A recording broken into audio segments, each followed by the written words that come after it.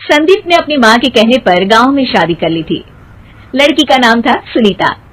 माँ का कहना था एकदम मॉडर्न बहू नहीं होनी चाहिए, लेकिन उन्हें नहीं पता था कि गांव से आने वाली बहू सुंदर सुशील तो होगी और उसको गांव से बाहर भी निकाल लाएंगे, लेकिन उसके अंदर का गांव कैसे बाहर निकलेगा।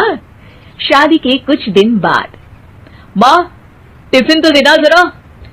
बेटा अब तो स्कूल नहीं ऑफिस जाता है, माँ से नहीं अपनी बीवी से टिफिन मांगा कर।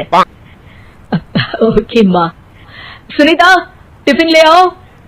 एक लो टिफिन, इसके अंदर पिस्ता डाल दिया है। पिस्ता? पिस्ता क्यों? सास जी ने बोला था ना कि आपको पिस्ता बहुत पसंद है। ओहो, मैंने पिस्ता नहीं पास्ता बोला था, पास्ता। पास्ता? कहीं होता है पास्ता? अरे बेटी तू रहने दे, मैं बना दूंगी। अच्छा किया कि पाव भाजी बनाने का नहीं बोला, वरना किसी के पाव बना देती है।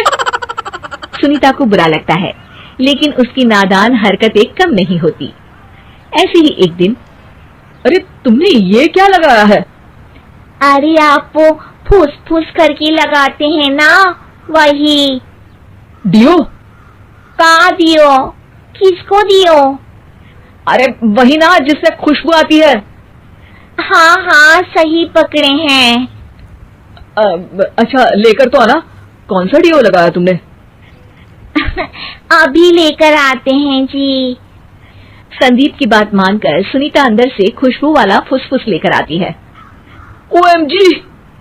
OMG मतलब ओ माय गणेश ना। अरे OMG छोड़ो, ये खुशबू वाला फुसफुस की बात कर रही थी तुम? हाँ इसी की, फिर से सही पकड़े हैं। अरे देवी, लेकिन आप सही नहीं पकड़े हैं, ये डियो नहीं है। डियो नहीं है तो क्या लियो है? अरे ये रूम फ्रेशनर है, जिसको कमरे में छिड़कते हैं, खुद पर नहीं। कोई बात नहीं, माँ कहती थी आत्मा किराएदार है, शरीर एक किराए का कर्म। हम शरीर पे ये डाल लिए तो क्या फर्क पड़ जाएगा। अरे बहू, ओ बहू, मेरे लिए फल तो ले आ, फिर मैं बाजार जाऊंगी। सुनीता अपनी सास के लिए फल लेकर आती है। अरे बेटा, पपीता, तरबूज और सेब फल ऐसे कैसे खा लूं? काट कर तो ले आ। माँ जी, मेरे गांव में तो खेत से उठा के सीधा खा लेते हैं। अरे ये तेरा गांव नहीं है ना। अरे संदीप, तू ही कुछ समझा देना इसको बेटा। मैं कैसे समझाऊं माँ, ये तो माइक्रोवेव को भी भट्टी बोलती है। कल मैंने बोला हाय कैसी हो, तो बोलती है किसी को हाय नहीं लगानी चाहिए। अरे सुनीता, तेरा क्या होगा? अभी तो कैसे बताऊं माँ जी, अभी हम कुछ करेंगे फिर पता चलेगा क्या होगा, लड़का या लड़की। हे भगवान, कहाँ से आ गई है? रामपुर से जी, आप ही तो लेकर आए थे मुझे।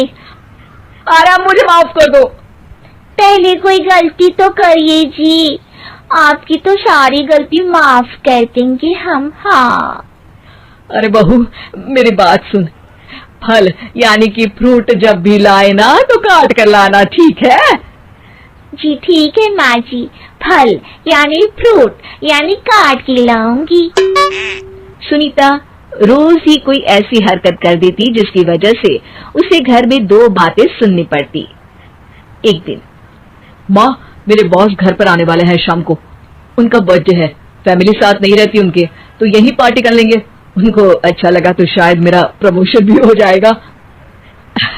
मैं ना फ्रूट केक लाकर फ्रिज में रख दूंगी और तेरे साथ आज खाना मैं बनाऊंगी, ताकि जब साहब आए तो खाने में कोई गड़बड़ ना हो। शाम को जब सारी तैयारियां हो जाती है, संदीप के साथ बड़े साहब भी घर आते हैं। फ्रूट केक तो ले आना बहू, फिर खाना खाएंगे। और इस सब की क्या जरूरत थी, आपने बुलाया वही काफी है। सर, आपका परिवार शहर में नहीं है तो हम ही आपके परिवार जैसे हैं सर। इतने में ही सुनीता फ्रूट केक लेकर आती है और बड़े साहब की टेबल पर रख देती है, और जैसे ही केक के ऊपर का बॉक्स हटाती है, ओह, ये क्या है? केक तो कटा हुआ है। मैं तो ऐसा नहीं लाई थी। आप मुझे शाबाशी दे सकती है माँ जी, मैंने ही केक काट दिया। आपने कहा था ना, फल यानी फ्रूट यानी हमेशा काट के लाना, तो फ्रूट केक भी तो फ्रूट ही है ना, तो मैंने पहले ही काट लिया। होना मैं समझदार।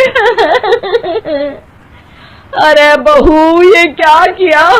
केक हमेशा वही काटता है जिसका जन्मदिन होता है। तुझे एक बात भी समझ नहीं आती, एक नंबर की बेवकूफ है। पूरा माहौल बिगड़ चुका था। संदीप को लगने लगा था कि साहब उसे प्रमोशन तो दूर की बात है, कहीं डिमोशन ना दे दे, लेकिन साहब बीच में ही बोल पड़ते हैं। अरे अरे, कोई बात नहीं, ये इनकी बेवकूफी नहीं है, इनका भोलापन है। बेटा, आप कहाँ से हो? रामपुर गांव से। अरे वाह, गांव से? फिर तो आपके गांव में ताजे फल और सब्जियां मिलते होंगे। हाँ, सही पकड़े हैं। हम तो काटते भी नहीं, सीधा खा लेते हैं। मैं ना एक बार तुम्हारे गांव घूमने जरूर चलूंगा। क्यों संदीप, ले चलोगे ना? मुझे गांव घूमना बहुत पसंद है। बस फिर क्या था, संदीप और सास दोनों खुश हो गए, क्योंकि साहब को सुनीता ने गांव की बात करके खुश कर दिया था। अब संदीप का प्रमोशन पक्का था। शिक्षा, कभी भी किसी भी गलती पर घबराना नहीं चाहिए। हो सकता है कि उस गलती की वजह से आगे बड़ा फायदा हो जाए।